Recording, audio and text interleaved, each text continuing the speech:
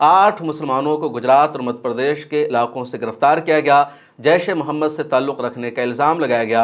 अब मज़ीद 5 मुसलमानों को गिरफ्तार किया गया है। ये 5 कौन हैं, उनकी जो शनाख्त हुई है, बिलाल आबिद भाई शीरा, मोहम्मद अयूब कादीवाला, मोहम्मद पालनपुरी, इनका उर्फ़ी नाम है अयूब सनसारा, शाफिया रईस मख्ती और मोहम्मद हसन कारडिया। तो ये 5 मुसलमान हैं। इन 5 को गुजरात ATS ने गिरफ्तार किया और कोर्ट में जब पेश किया गया तो कोर्ट में सरकारी वकील ने कहा कि इनमें से एक ने जिंदा बम बनाया था। हालांकि कोर्ट में सरकारी वकील या पुलिस ATS कोई भी डॉक्यूमेंट और सबूत पेश नहीं कर सकी कि जो बम इन्होंने बनाया था वो बम का साजो सामान इनके पास कहाँ से आया था, इनके पास कोई ऐसा जिहादी लिटरेचर पाया गया है या इनके पास जैश ए मोहम्मद का कोई ख़त पाया गया है, जैश ए मोहम्मद के किस लीडर से इनका राब्ता है, ताल्लुक़ है, कुछ भी गुजरात ATS ने कोर्ट में पेश नहीं किया है।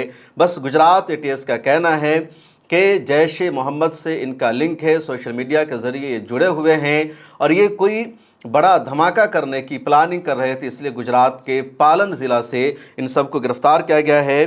गुजरात के पाटन ज़िला में एक तहसील है सिद्धपुर और वहाँ घडियाल गांव है, वहाँ से इन 5 को गिरफ्तार किया गया है। गुजरात के बारे में पिछले दिनों एक रिपोर्ट में मैंने आपको बताया था कि गुजरात पुलिस ने और गुजरात ATS ने एंटी रेडिकलाइजेशन सेल कायम किया है और उस सेल में रेडिकलाइज्ड लोगों की जो अलामतें बताई गई है, जो पहचान बताई गई है, वो मुसलमानों के लिए बहुत बड़ा ख़तरा है।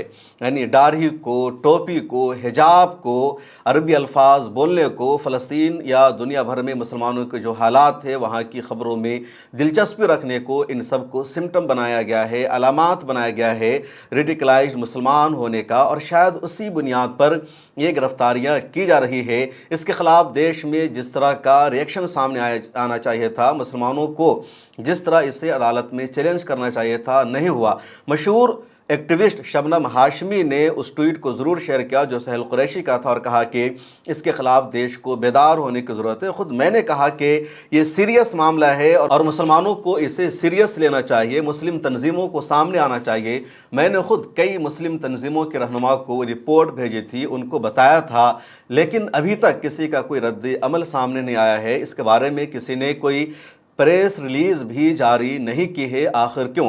और गुजरात को एक तरह से तजर्बा गाह बना दिया गया है, लगातार वहाँ के लोगों को गिरफ्तार किया गया है। अभी अहमदाबाद बम धमाका केस में भी वहाँ के लोगों को, बल्कि 38 मुसलमानों को फांसी की सज़ा सुनाई गई है, 11 को उम्र कैद की सज़ा सुनाई गई है। और इसके बारे में मौलाना अरशद मदनी ने कहा था कि वो सुप्रीम कोर्ट जाएंगे और वहाँ इस फैसले को चैलेंज करेंगे। बैरिस्टर असदुद्दीन ओवैसी की सोशल मीडिया पर एक वीडियो क्लिप वायरल हो रही है जिसमें उन्होंने गुजरात पुलिस के इन डॉक्यूमेंट्स पर अपना रिएक्शन दिया है, उन्होंने जवाब दिया है। आप इसको सुनिए, उसके बाद अगली खबर जानेंगे। अजीब व गरीब मामला हमारे मुल्क में चल रहा है। मस्जिदों को शहीद किया जा रहा है, मदरसों को बंद किया जा रहा है। रेडिकलाइजेशन का मतलब क्या है? जो नमाजी है, चेहरे पे दाढ़ी है, सर पे टोपी है, जो बुर्का पहनते, हिजाब पहनते, निकाब पहनते, जो सलाम अलैकुम वालेकुम सलाम बोलते, जो अल्हम्दुलिल्लाह बोलते, यरहमकुल्लाह बोलते, जो मस्जिदों में जाकर एहतिकाफ करते, वो रेडिकलाइज हो जा रहे हैं। ये हुकूमतें कह रही हैं। अरे दीन पे चलना, रेडिकलाइजेशन कहाँ है? रेडिकलाइज वो लोग हैं जो निकाब देखकर बच्चों को मारते हैं। रेडिकलाइज वो लोग हैं जो ट्रेन में दाढ़ी देखकर उनको पीटते हैं, मारते हैं। रेडिकलाइज वो लोग हैं जो मॉब लिंचिंग करते हैं। ये लोग रेडिकलाइजेशन के बारे में कुछ नहीं कहा जाता। एक मखसूस फिरके को निशाना बनाने के लिए, ताकि वो अपने दीन पर ना चल सके। याद रखो, तुम्हारी ये हरकतें, तुम्हारी ये तमाम पॉलिसियां कुछ काम नहीं करेंगी। मुसलमान रेडिकलाइज नहीं होता है। हाँ, जो लोग होते हैं उनका ताल्लुक दीन से नहीं होता है। हम कह रहे हैं कि जमहूरियत के दायरे में रहकर अपने हुकूक की लड़ाई लड़ेंगे। मस्जिदें तोड़ना रेडिकलाइजेशन नहीं है। मस्जिदों को दूसरी इबादतगाह में तब्दील करना रेडिकलाइजेशन नहीं है। और एक अमन के रास्ते में, इंसाफ के रास्ते में अगर कोई ये कहेगा कि नहीं नहीं लॉ एंड ऑर्डर खराब हो जाएगा, लॉ एंड ऑर्डर अगर खराब होगा तो इंसाफ नहीं मिलेगा क्या? इंसाफ नहीं मिलेगा क्या? बताओ फिर हमको।